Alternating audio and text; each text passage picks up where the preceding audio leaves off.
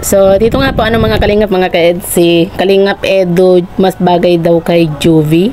So, yan po yung ating pag-uusapan po mamaya mga kalingap mga ka-ed.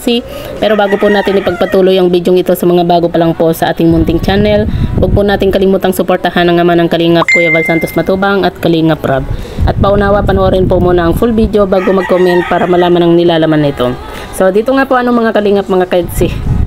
Nakakatuwa lang yung mga basher nga po kasi kung sino-sino na lang po yung gusto nilang i-love team dito kay Kalingap Edu, or kung sino-sino na lang yung gusto nila para kay Kalingap Edu nga po mga kalingap.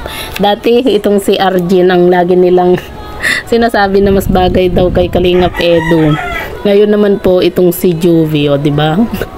Wala nang magawa talaga itong mga basher kundi talagang gusto po nilang tibagin ang tambalang EDSI mga kalingap, pero hindi po nila yan magagawa dahil nga po matatag po ang tambalang EDSI at mismong si Kalingap Edu na po ang nagsabi nga po na hindi matitinag ang tambalang EDSI nga po mga kalingap. At ayun nga po mga kalingap, nakakatawa na lang po itong mga basher kasi beneficiary ni Kalingap Edu itong si Juvie. Tapos gusto nila, tapos sasabihin nila na mas bagay po itong si Juvie kay Kalingap Edu dahil binigyan nga daw po ng cellphone ni Kalingap Edu itong si Juvie nga po natural mga kalingap, beneficiary niya itong si Juvie, natural tutulungan po niya kasi kailangan po ni Juvie ng cellphone. Alam naman po natin ngayon, 'di ba, sa panahon ngayon na karamihan na po ngayon ay talagang nangangailangan na po ng cellphone, lalo na po sa pag-aaral kasi yan po yung ginagamit po natin sa pag-search, 'di ba? Kaya itong si Kalingap Edu binigyan din po ng cellphone itong si Juvie nga po para syempre, 'di ba, malaking tulong din po kasi ang cellphone. Hindi lang po para magamit ni Juvie sa kanyang pag-aaral. Syempre, isa na rin po yan para may pang-contact, yung mga ganyan, 'di ba? At ayun nga po mga kalingap mga ka-EDSI. Ito po basahin po natin yung isang comment nga po nitong basher na ito. At sinasabi pa po niya na itong si Viancy daw po ay lahat na lang po ng gwapo ay crush daw po ni Viancy. So ito po mga kalingap mga guys, basahin po muna natin yung comment ng isang basher nga po.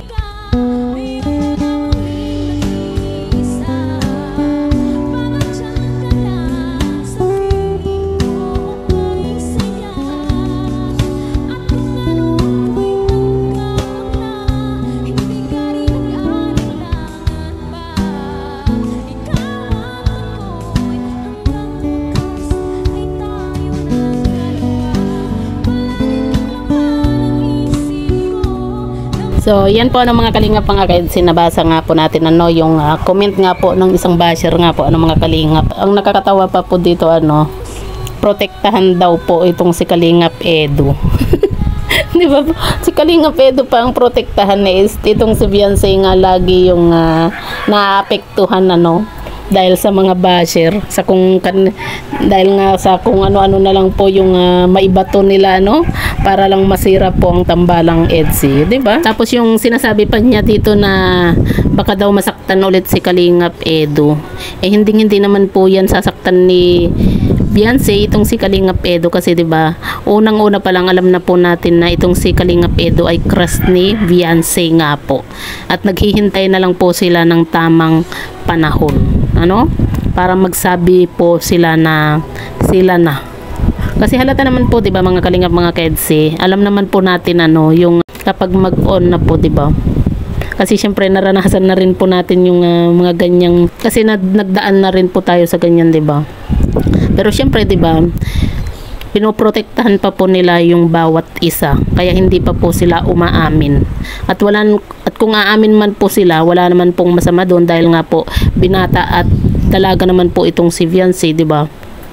At never po yan sasaktan ni Viancy itong si Kalingap Edu. Wala lang po talagang magawa yung mga basher po ng EDSI or ni Viancy nga po.